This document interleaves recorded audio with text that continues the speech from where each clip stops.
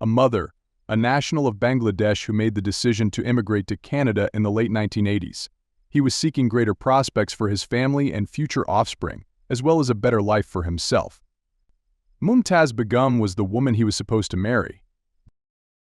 Thus, in an attempt to begin a family, they both relocated to Canada. After a while, they tied the knot, and in 1996 their son Menhaz was born. They subsequently had a daughter called Melissa 2 years later. They had very high expectations for their offspring, because, in their minds, a good education would lead to a good career, which would allow them to enjoy a comfortable, financially stable life, something they didn't have the luxury of growing up. They expected them to do very well in school. And as you might imagine, this is the recipe for success they were familiar with and the kind of life they want for their kids. They desired for them to have all the opportunities that were denied to them. Mumtaz is said to be a very kind person. There are tales of her being quite kind to her friends, offering to pay for their meals and transport them to the hospital. She took a great deal of time to make curries for her neighbor, whom she would then bring over to his house to demonstrate her loving nature. A very nice and compassionate person. Money was a more reserved person. It is said of him that he is a modest man who is devoted to Islam. He was a cab driver, and he was recognized as one of the company's exceptional drivers of the month on multiple occasions. In addition, he was a devoted worker who only wanted what was best for his family. He put his wife and kids first in whatever he did. All of their hard work paid off once they relocated to Canada, and they eventually saved up enough cash to buy a little house on McCowan Road in Scarborough. In the end, they managed to save enough savings for a Danforth house and a condo in Scarborough, or 2 more investment properties. Thus, it has effectively taken on the role of these properties' rental management. She worked as a taxi driver and handled all of the behind-the-scenes labor, maintaining these locations and ensuring that everything ran well while money was being spent. In fact, she found it quite difficult to balance overseeing several homes with raising 2 young children. Eventually, Firuze, her mother, left Bangladesh as well. She moved in with the family and assisted with the kids' upbringing when Mumtaz and the money rules were at work. The family was subsequently able to relocate to a 4-bedroom house on Cosmo Avenue in the nearby city of Markham by 2006. As I previously stated, Mumtaz Anthony had very high expectations for their kids. One of their close family friends says that in their community you have to be a doctor or engineer. By that community, they mean the large Bangladeshi expat community in Scarborough, where they felt very at home. In particular, because Mumtaz was so gregarious and outgoing, money was highly desired. Melissa wanted to become a neurosurgeon, but his son mentored her to become an engineer. Thus, they both had quite lofty objectives. That was an extremely blatant example of favoritism, and I'll explain why a little more later. Mentors was obviously his parents' favorite child. In the manner that she treated mentors, Mumtaz was a bit excessive. She would always offer to prepare meals for him and would pick him up from school every day, just for lunch. It was rumored that she would abandon social gatherings or our pals to go cook with him. She would go above and beyond to ensure that mentors were content since it was all she wanted. Menhaz was somewhat reserved. Academically, he was a really decent student and had a quiet demeanor. However, from what I could see, he appeared more focused on trying to win over his parents than he was on learning for himself. He was the kind of kid who worked hard and finished his assignments, but after school he went home to play video games. The mosque, where he spent a set amount of time with his father, was the only other location he went. His parents were overjoyed to hear from mentors that he had been admitted into York University's mechanical engineering program as his high school graduation date drew near. And this news, regrettably, really cemented mentors as that golden boy, their golden child, that favorite child.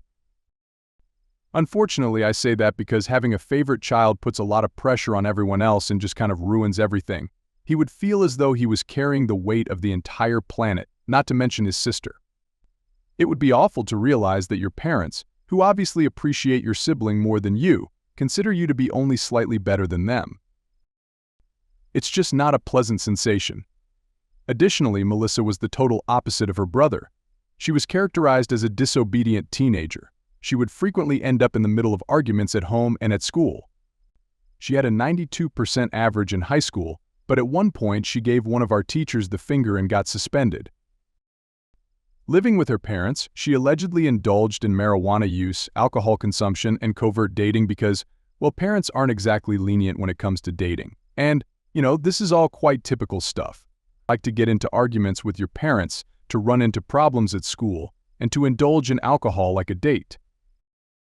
It's pretty typical teenage stuff, but her parents expected more from their kids, and I suppose they also compared her behavior to her brother's, so it created a lot of friction at home. Conversely, he was like the good kid with good grades who didn't really go overboard. Melissa remained a devoted Muslim and showed her parents a tremendous lot of love and respect in spite of their frequent arguments. However, they quarreled, and occasionally the neighbors would contact the police because the fighting would get so bad. Additionally, Melissa's father would occasionally simply lock her out of the house if she spilled coffee on him. She never had to sleep outside since her mother would have a guard and would unlock the door covertly to prevent her daughter from having to doze outside. She is still a teenager, though. However, it was only fostering a somewhat antagonistic atmosphere. Men have truly made an effort to be the voice of reason at Harvard Times. Therefore, when his father was home, that is, when Monitors was home and he was the one getting into the disagreements, he would come and attempt to break up and kind of moderate the situation when Melissa, Imam, and House got into a fight. Mentors would not participate. That, I suppose, speaks something about his connection with his father because he would just sort of disappear into his room to play video games and hide out. And right now, Perfect Wild, a multiplayer role-playing game, was his preferred video game. He played on what felt like a private server. I won't delve into the game's specifics here.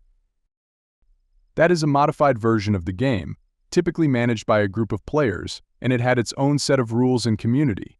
If it makes sense, this was unrelated to the main game, and this sub had a true sense of community. As an example, participants would frequently interact online. Through voice chat, they would interact with people all around the world, and many of them ended up becoming close friends. Mentors hadn't actually encountered this in their lives, despite the fact that some of them were on the other side of the globe. I suppose he was glad to have established his own small village as a result. I think it probably made a small difference in his ability to flee both the harsh surroundings that he was frequently in at Harm and the wild. To put it mildly, things were, not going so well in the Zaman residence. Melissa relocated to live with her boyfriend and mentors when Money Roos was arrested for theft from a Canadian Tire. However, the charges were ultimately dropped in exchange for community service. I suppose because it kind of removed him from the real wild at home, he became quite fixated on that idealized environment. He carried a great deal of responsibility from both my mentors and other mentors. It seemed like everything was falling apart with that one. Their son was their saving grace, which puts a lot of strain on him. For Manhart's parents, this meant the world as he was still on course to become an engineer. They would never stop talking about it, and how many people were still pious Muslims.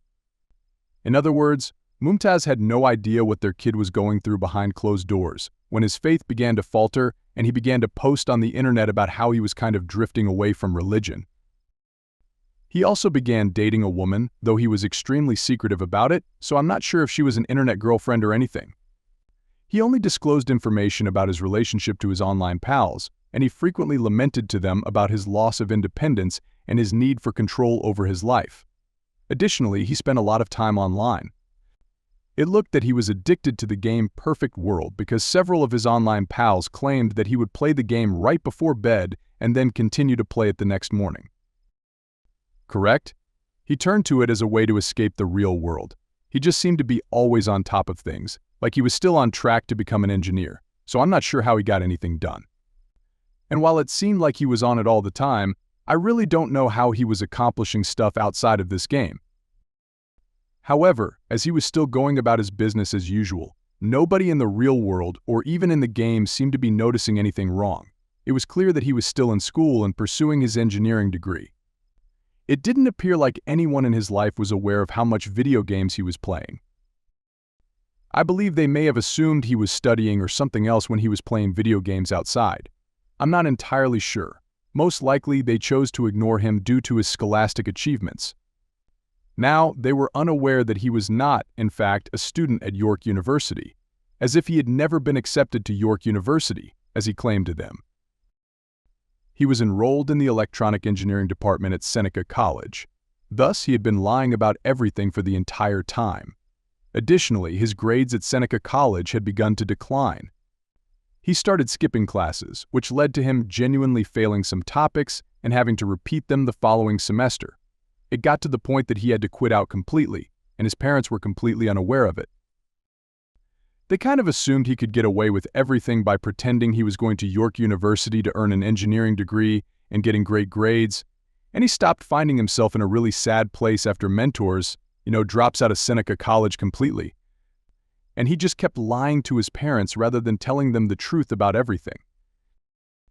As an outsider who has never experienced this kind of tiger parenting, it can be difficult to fully comprehend the nature of their relationship because, based on cases similar to this one that I have looked into, it appears that when parents place a great deal of pressure on their children and they don't live up to the expectations, the children end up lying to them about everything. Since their parents had such high expectations of them and they don't want to let them down, they feel compelled to lie, especially since he was treated like the golden kid and his sister was the one who was always the rebel. He therefore felt as though, the entire world rested on his shoulders and he didn't want to disappoint his parents. He was concerned about how they would respond. I can't help but picture a situation where, for whatever reason, I don't know, he did come clean to his parents and then took a short while to process the disappointment. It's not like you can maintain this pretense indefinitely, as he is clearly no longer enrolled in college. He will not pursue a career in engineering. Therefore, I'm not really sure how he planned to maintain the pretense. However, when he pretended to be a student, he would get off, leave the house, take the bus to the campus, and then go for a quiet place or cafe where he could set up his laptop and genuinely play Perfect World. He would work out at the gym in the afternoons before returning home. He continued in this manner for several months, at which point I suppose he simply made the decision to cease visiting college campuses to play in the ideal environment.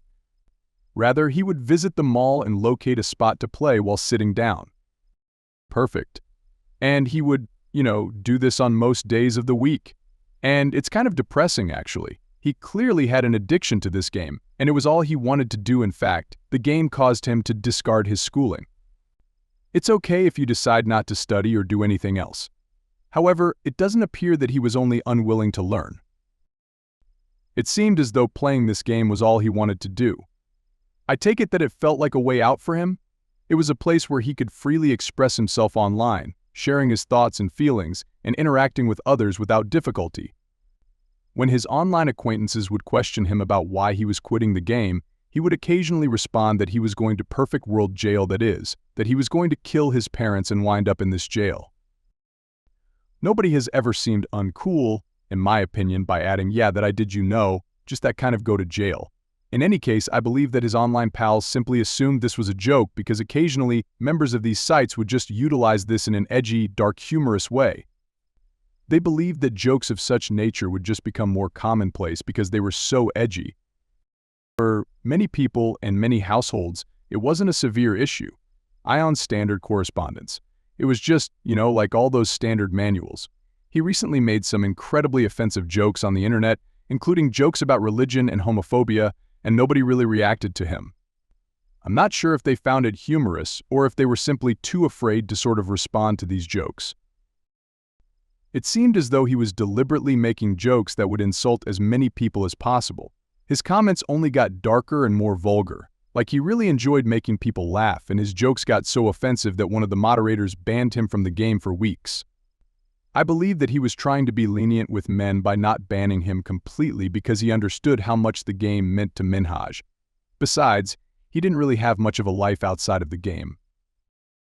He understood that he couldn't maintain this false facade of attending college indefinitely, so pressure began to build up on him. At some point, he would have to either come clean or find another way to support himself. And by the middle of 2019, it was expected that his graduation would be imminent, as if it were certain. Before long, nothing was known to his parents about what was happening in their eyes. He continued to attend York University on a full scholarship, was achieving excellent academic standing, and would likely graduate at this time with honors or something similar. As Roos and Menhaz celebrated their 25th wedding anniversary, it was a huge celebration. More than 100 people joined them in celebrating, and a man gave a speech throughout the event. It's really a wonderful achievement for the family, Everyone had a great attitude. Some men and Melissa alone had begun their studies at York University as well. She was a science student. Furthermore, it's unclear to me if she knew that Menhaz was lying to her or that she knew he wasn't going. She might not have expected to see him around because there might not have been any overlap between their classes. She was therefore unaware that he wasn't genuinely attending college. It's somewhat absurd, to be honest, to consider that despite attending the same university, they were never in contact and she never gave it much attention. Yes, it's a university campus after all. It's large. They most likely never took classes together because they are enrolled in different courses. Still, you would imagine that you would say something like, "Hey, I'm on campus today, for example, which days this week are you on campus?" Or perhaps, "I'm not sure," you might consider it. If my brother and I were attending the same university, I think I would. I'd like to run into him or say something like, "Hey, are you on campus this week? Like, how about we get together?" I'm not sure. Again, though, I'm not really sure how that relationship was. Perhaps because he was such a recluse. She therefore didn't give it much thought, especially because there had been a minor party a few days prior to the big, 100-person wedding anniversary. And Menhaz did not socialize with anyone. He actually took his supper upstairs to his room. Everyone was starting to notice how reclusive he had gotten, and one of his pals inquired as to his condition. His grandmother was also clearly irritated. In the end, he offered his parents a fictitious graduation date of July 28th, and that date was approaching. And he began renaming himself on the internet to things like Risks of Life and Subhuman. Additionally, he began making jokes about wanting to commit suicide to his internet pals. However, people didn't take this too seriously since, well, he was just another sad, startling stuff maker on the internet, as if he would frequently tell crude jokes. He used to make jokes about wanting to commit suicide, as if your comedy is extremely dark and offensive. The day before Menhaz was scheduled to graduate, July 27th, there was a financial molestation. I headed out of the house for work. Around 3 p.m., his mother Mumtaz and grandma Feruza had both fallen asleep for an afternoon siesta at the house. He entered the master bedroom while holding a crowbar. He then slapped Mumtaz, his 50-year-old mother, in the head and slashed her neck. After that, he returned to his laptop and sent a chilling message to his friends on Ashai, a perfect world, via his Discord sidebar. He also basically sent a picture of his mother, lying dead on the floor with a knife next to her, along with a message stating that she was his mother. It is believed that he delivered the first blow to render her unconscious in the picture using the crowbar, and to be sure she was dead, he slashed her throat with the knife. Following Menhaz's photo and message, people were unsure about what to think. It wasn't entirely out of the question for Menhaz to make a joke about something like this and stage a horrible joke like this, so some people were immediately alarmed, while others just assumed he was playing some terrible game. However, there was also the thought that perhaps he wasn't joking when he threatened to kill his family. It's probably for the best that the father he shared a picture of his mother's corpse on the Discord server has never been made public. However, according to some interviews with those who actually viewed this photo on the Discord server, it was extremely graphic. It was quite bloody. And not long after he killed his mother and sent that message, you could see the slit across her throat. In the same manner that he first struck his 70-year-old grandmother with a crowbar and then slashed her throat with a knife, he also went on to kill her for years. He then returned to his computer and uploaded another picture of his deceased grandmother on the Discord server. And this is when the public really began to worry, asking questions like, why would he be continuing this joke for so long? He has shared images of himself with people, and they appear authentic because they are. He sent messages in addition to these pictures. He then texted someone saying, "I killed mom and grandma, all I have to do is wait 5 minutes for my sister and an hour for my dad." The state of affairs is so messed up. He really is enraged with both his mother and grandmother. Then, after taking pictures of the body, he calmly went to his computer, uploaded the pictures to Discord along with dreadful captions, played his game, and napped while he waited for his sister and father to arrive so he could kill them too. It's as if it means absolutely nothing to him. While he was waiting for his father and his sister to get hurt, the people on his Discord server started looking into what was going on. They created a separate, secret group chat where they could talk about everything, even whether or not to call the police if this was indeed happening. and Nicolai, a female member who was a student of criminal justice, was one of them. She had shot the pictures and used reverse Google to look up the content to determine whether it was a prank photo or just something he had discovered on Google for the purpose of making a cruel joke. She obviously searched them and found nothing. Alarms are clearly sounding, as if these guys weren't already worried. However, this now nearly serves as the validation they required that this was genuine. These were not the same images he had seen online with no outcomes, when people were just looking to take action. They were attempting to come up with strategies to sort of stop him from killing his father and sister, in addition to stopping this from getting any worse. However, the problem was, like, what would happen if they contacted the police? About this individual, they truly don't know anything. They are unaware of his name. They are unaware of his residence. They were essentially saying, hey, there's this guy we play games with online and calling the cops. Let's call him Menhaz. We don't know anything more about him, but we believe he killed his mother and grandmother, but we can't tell you anything more. As if we're in the dark about him, sir. I hope you can locate him. A Texas-based Discord server user got in touch with the authorities. A few folks from the Discord, I believe, have. It did call the police, but they didn't seem to be paying them any attention since, well, they didn't know anything about this person. They're saying, hey, let's go on a crazy hunt to find this person who I believe may have killed his mother and grandmother. That's all I know, though. As a result, everyone in this conflict was really concerned about how everything was turning out and felt helpless. They were aware that he intended to kill both his father and his sister, and all they could do was look on in terror. Junior, an internet acquaintance, was one of his closest pals. Several of the other users in this Discord were in communication with him. They were obviously worried as they watched this happen and asked him, "Can you talk to Menhaz? In order for us to call the police, could you please get in touch with him and ask him if this is true or if you know anything about him?" Even Junior, one of his closest pals, didn't know anything about him, didn't even know where he lived, and didn't even know that Menhaz was actually his true name. When he finally did manage to get in touch with Menhaz, men informed him that he was actually going to marry both his father and his sister. One of the Discord server users was eventually able to make things work. Next, the IP address location of Hayes. All that was available to them was the man's place of residence and the ISP was using. However, it was something the first authentic fragment of Menhaz's identity that they managed to obtain.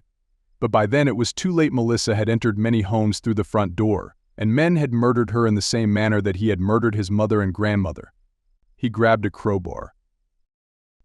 After striking her in the head, he slashed his throat with a knife, leaving her bleeding profusely on the ground. She was only 21 years old. Menhaz snapped a picture of her lifeless body and gave it to John, a Discord user, in private. John then snapped this picture and shared it on the group chat and Discord channel that they were using to communicate while essentially attempting to assist, phone the police, and figure out how to stop Menhaz. And the only reason he posted this was because they were attempting to gather data to provide the authorities with. It was clear from the picture of his sister that there had been more of a struggle than there had been with his mother and grandmother. He even told John that she appeared to have fought back for 10 minutes, during which she spent the bulk of her time crying. Menhaz had supplied a few more pictures as well. He supplied pictures of the knife, the crowbar, and a selfie he took holding the knife. And everyone on this Discord channel was like gathering these pictures so the cops would eventually pay attention, take them seriously, and have all this proof against Menhaz when they find out his real address. And after all of that, having already emailed 3 family members and all of these pictures, he video phoned Austin, one of the Discord users, and Cole. He looked very emotionless in this video. He showed Austin all of his family members' lifeless remains that were strewn about. In addition to showing Austin the knife, he also explained to him what he planned to do when his father arrived home. He promised to wait for him at the front door, and he was going to slit his father's neck after beating him unconscious with a crowbar as soon as his dad stepped through the front door. It's evident that Austin attempted to dissuade him, like a lot of people on the Discord server have previously. However, it was ineffective. As if Menhaz would pay attention to none of them. Money arrived home at midnight and went into the garage, where Menhaz was waiting for him. Before severing his father's throat and taking his money, he killed his father by beating him with a crowbar. At the time, Ruiz was only 59 years old. Menhaz took a picture of his deceased father and uploaded it to the Discord server once more. and everyone in the Discord knew by then that it was too late. Even if he hadn't killed everyone, he claimed that he would matter and that all they had left was a city and a first name, and there was nothing they could have done to put an end to this. All they had to do was watch, helplessly, while this man murdered his entire family. For what purpose? In order to avoid having to inform them that he left college early. It's obvious that his family only has his best interests in mind. His sibling managed to escape what doesn't appear to be one of those severe tiger parenting scenarios. It's simply so absurd. After Mensa committed these 4 crimes, the users of his Discord server made an effort to keep him active. They made an effort to keep him talking in order to prevent him from committing more crimes. Additionally, they were attempting to gather more evidence so that they would have it against him when they ever managed to contact the police or get them involved. According to several of his communications, I've had this plan for the past 3 years, and I informed my parents that my university graduation was on July 28th. But I was out of time to put it off any longer. I didn't want my parents to feel ashamed of having a son like me, which is why I did this. I'm a subhuman and a pitiful coward. Being an atheist, I think there isn't a hereafter. I wanted them to pass away so they wouldn't have to suffer because I was afraid of dying. Being aware of what a pitiful, subhuman being I was. It's all really self-centered. Simply put, I'm pitiful. By now, a number of Discord server users had made numerous attempts to get in touch with the police during and after the murders.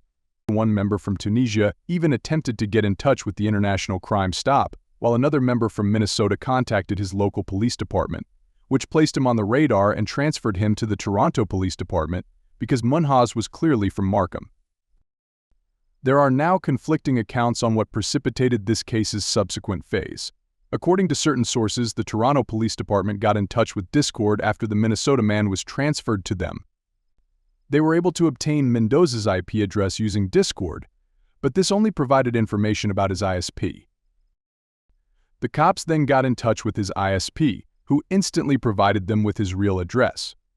According to a different documentary, Bianca, a user on the Discord server, was able to connect Mendoza's PayPal account to his residential address and provide that information to the authorities. They arrived at Mendoza's house in less than 12 hours, as you may recall. By the way, when the police got to the Mendoza family's house, they noticed that someone was observing them through the window. Manhart was a person who? They didn't really have anything to go off of at the time, so they weren't aware of that. They had no idea what to anticipate. However, before calling it a day, the guys had sent one last message to the Discord channel. "The police are here," he said. "I'm going to miss you." It's very strange how carefree he is about everything. After leaving a parting message and signing himself out, he goes downstairs to let the cops in. His entire family blogged about it online because he was so furious, and now he's just kind of giving the cops access and accepting whatever comes to him.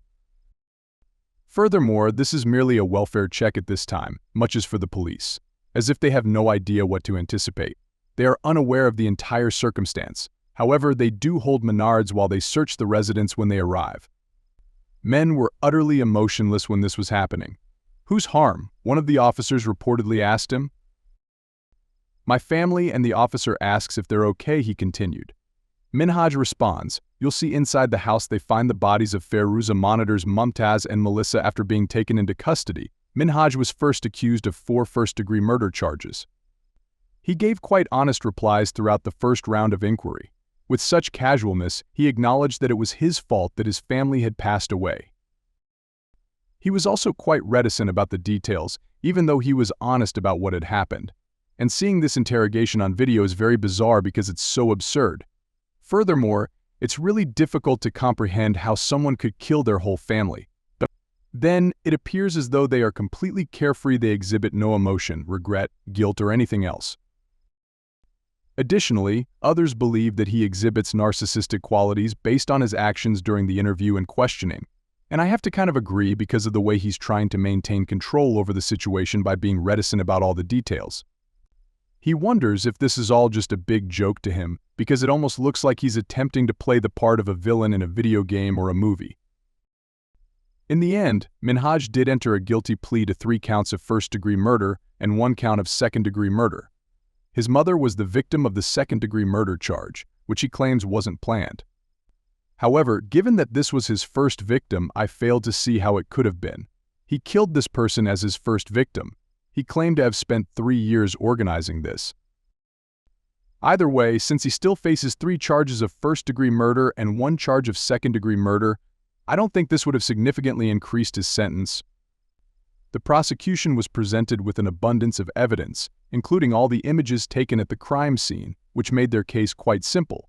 However, based on his own admission and these chilly texts, Menhaz was not sentenced in November of that year, 2020, then.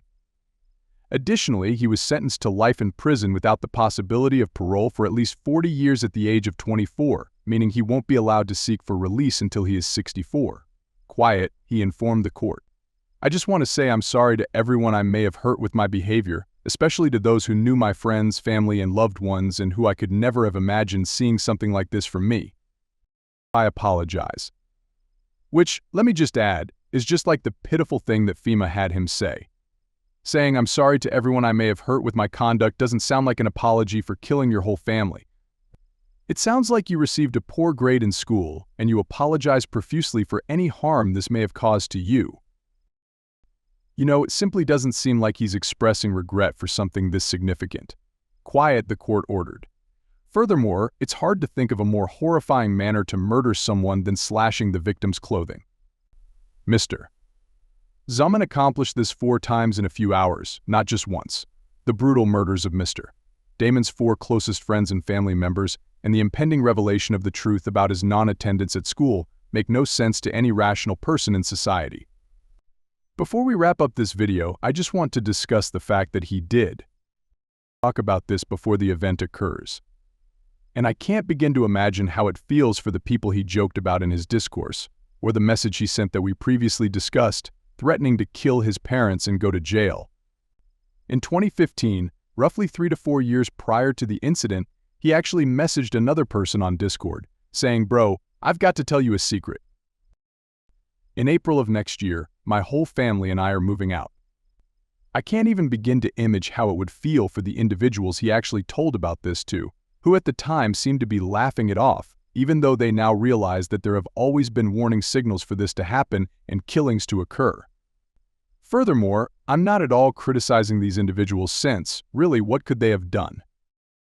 He obviously had a dark, unpleasant, and rather edgy sense of humor. They believed him to be joking. And what could they have done? Like, even if they didn't think he was kidding, they had only his first name down. They were unaware of his last name. They were unaware of his origins. They had no idea what nation he was from. As if they had no prior knowledge of this man. However, the reason it's intriguing is that I've dealt with similar issues before when the parties involved stated their intentions before acting. As in the case of McGuire, the man who killed his instructor, who had told his pals he intended to kill her, and once more, everyone just assumed it was a joke. Once more, I'm not blaming them. In my opinion, these individuals bear no accountability whatsoever. It's just a really depressing situation overall, but if we start treating these violent jerks more seriously and stop viewing them as jerks and report these things to Discord or whatever server they're on, whether it's Facebook, Instagram, or Discord in person. It seemed as if his parents wanted to flaunt him because they were so proud of him. They loved him so much, yet he was able to kill them all with such ease and without any sense of regret. He was unable to accept his own flaws, which led to the deaths of his mother, father, sister, and grandmother.